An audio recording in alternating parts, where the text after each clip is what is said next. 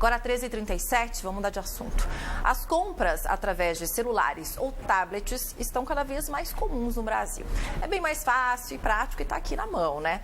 De acordo com o estudo divulgado hoje pela Ebit, que é a empresa referência em informações sobre o comércio eletrônico brasileiro, o e-commerce faturou 21 bilhões de reais no primeiro semestre do ano, um aumento de 7,5% em relação ao mesmo período do ano passado. E para falar mais sobre esse assunto, aqui no nosso Tarde Band News está comigo o Pedro Guache, que é presidente do Conselho de Comércio Eletrônico da FEComércio São Paulo. Boa tarde para você, Pedro.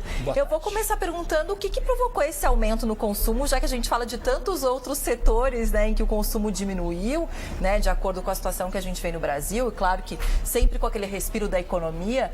O que aconteceu no e-commerce aí? São vários fatores que ajudaram no crescimento. Primeiro, o número de pessoas que acessam a internet e, consequentemente, viram consumidores virtuais. Nós tivemos no primeiro semestre 10% a mais de consumidores em relação ao ano passado. Nós já chegamos a 25 milhões de pessoas que compraram no primeiro semestre. Então, um número significativo de novos consumidores. Depois, também, o comércio eletrônico apresentou uma variação no ranking de categorias mais vendidas e, por exemplo, o smartphone ganhou relevância dentro dessa cesta como um todo.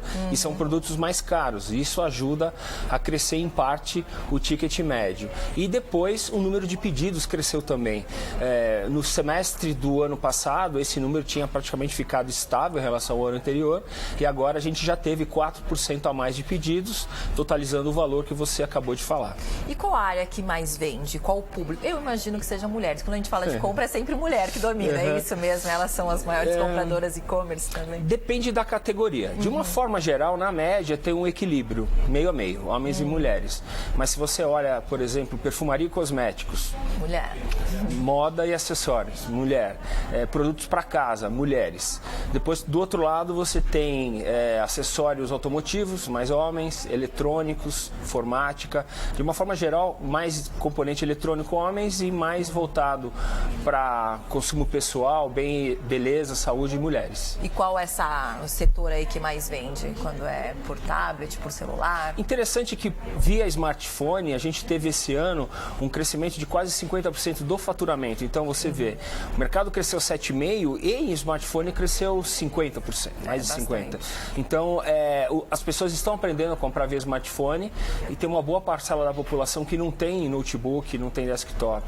Ela tem só o smartphone, então é ali mesmo que ela vai se virar. E quando a pessoa pega, por exemplo, o smartphone para fazer essa compra, não sei se vocês têm essa pesquisa, mas quanto é o ticket médio? Quanto ela gasta por compra que ela faz? E ela faz só uma vez por mês? Ou porque também a gente tem tantos aplicativos hoje em dia, né? Que num aplicativo só você entra e aí tem coisa para casa, tem coisa para roupa. É difícil, tá ali na palma da sua mão. Às vezes tá sem fazer nada, esperando uma consulta, quando vê já fez uma compra. Né? Você tem diversos tipos de oferta, né? Você tem aquela compra recorrente que você precisa todo mês comprar. Você pode fazer uma assinatura. Tem empresas que te oferecem assinatura de bebidas, assinatura de limpeza, produtos de cosméticos, né? E você também pode comprar roupas pelo smartphone de forma muito rápida, com um toque ou dois, e aí vem o perigo, né? Cuidado com as dívidas, né? Mas, de uma maneira geral, o ticket médio de compra via smartphone equiparou as compras pelo desktop, ou seja, é muito parecido o perfil de compras tanto de um computador tradicional como de um smartphone ou tablet. Bom, a gente teve aí um crescimento de 7,5%, né, nas compras e-commerce no primeiro semestre de 2017 em relação ao mesmo período de 2016. A gente também vê aí uma economia começando a respirar, alguns setores e especialistas no assunto, economistas no assunto também bem otimistas. O que vocês estão esperando aí para o próximo semestre? A gente está mais otimista do que estava o ano passado. A gente está vendo pelo menos que a economia está começando a apresentar resultados positivos, tanto em termos de expectativa do consumidor e confiança, como indicadores de inflação. A gente prevê para o segundo semestre um crescimento do e-commerce entre 12% e 15% em relação ao segundo semestre do ano passado. E esse crescimento ele tem um fator importante, que são as datas comemorativas do segundo semestre, em especial Black Friday. Existe uma demanda reprimida como um todo. Nós estamos praticamente no terceiro ano de crise no Brasil e agora Agora, a partir do momento em que os consumidores tiverem mais confiança e perceberem que não vão perder emprego, por exemplo, vão começar novamente a comprar, a fazer um endividamento, parcelamento. Inclusive, nesse estudo que a gente divulgou hoje, as compras à vista já representam quase 50%. Então, o consumidor ainda está com medo de parcelar. E as lojas também, aproveitando o momento, oferecem descontos adicionais para pagamento à vista. No segundo semestre, isso deve acontecer agora, uma elasticidade de pagamento, incentivando a compra. E outro ponto também que você falou agora da pesquisa, eu lembrei, tem o frete grátis, né, que muitas empresas oferecem, e aí também facilita um pouco aí para o consumidor e para a compra também, né? O frete grátis ele é usado como uma estratégia de marketing. Os consumidores adoram essa palavrinha, frete grátis. Alguma coisa grátis a gente já gosta. Tudo que é grátis, tudo que é desconto, promoção, né? Mas no fundo, grátis não existe, é caro entregar. Então as empresas, elas têm diferentes estratégias para te oferecer grátis, total ou parcialmente grátis. Vai depender se você compra, retira numa loja física. Se você não tem pressa, o tempo de entrega faz com que possa baratear a entrega. Ou, eventualmente, se você quiser receber agora, vem um drone e te entrega, isso é muito caro. O consumidor tem que entender que conveniência também custa caro. Agora, o que me chama a atenção é que, assim, eu até fiz uma reportagem, eu me lembro do assunto, acho que faz uns 2 anos, e me falaram assim, quem não tem lojas, né, físicas, que não tem e-commerce, não pode mais, né? Tipo, é uma obrigatoriedade, precisa ter, é assim que funciona. Às vezes até só por uma questão de dar uma pesquisada e depois vai na loja física, dependendo. Por exemplo, quando a gente falou de vestuário, calça é difícil, às vezes a blusa é mais fácil você comprar, né, pela internet. Certo. Agora, o que eu tô vendo também é o contrário acontecendo, né? Lojas que começaram via e-commerce e agora estamos se tornando lojas físicas também. Também tem esse movimento oposto, né? Exatamente. Isso começou a mudar a partir do momento que todo mundo tem um smartphone no bolso, que nada mais é do que um computador conectado. Então, as empresas entenderam que é importante atender o consumidor numa loja física, num smartphone, num desktop, em qualquer momento que ele esteja e atender a necessidade desse cliente. Então, hoje a tendência do varejo é um varejo conectado.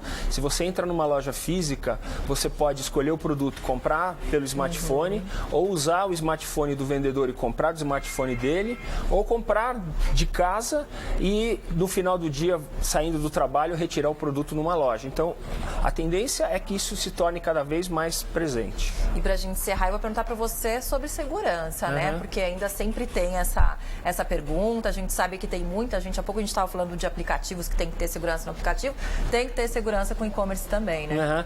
A segurança é fundamental, as empresas investem muito para evitar qualquer tipo de problema, mas o consumidor tem que fazer a parte dele também. A gente dá sempre algumas dicas, né? Se o consumidor vai comprar de uma empresa que ele não conhece, busque referências. Ou de um amigo, ou de um parente, ou até mesmo na internet. Tem muita coisa rica. A própria Ebit desenvolve uma certificação, medalha diamante, ouro, prata, bronze. Ele pode pesquisar se aquela loja está com uma lista de não recomendada no Procon, né? Depois, quando ele for pagar, de preferência, pague com cartão de crédito. O cartão de crédito é uma medida que existe uma segurança maior e caso ele pague com boleto, uma vez feito o pagamento, não tem volta. Não adianta mais reclamar. E uma outra dica é, se ele tiver realmente uma oferta via e-mail, tome cuidado. Pode ser uma cilada. Se ele vai querer comprar um computador ou um smartphone de última geração e o preço está metade do que normalmente as lojas oferecem, pode ter alguma coisa errada. Pode ser um produto roubado, um produto que não venha com nota fiscal, sem garantia, ou até mesmo um site falso onde ele vai imaginar que comprou e no final ele se dá muito mal. Então, o consumidor fazendo a parte dele, as lojas estão cada vez mais desenvolvendo tecnologias para evitar fraude. Tá bom, obrigada Pedro Guaspi, aqui presidente do Conselho de Comércio Eletrônico da FEComércio SP, por ter participado com a gente aqui no nosso Tarde Band News. Obrigado, sempre à disposição de vocês. Obrigada.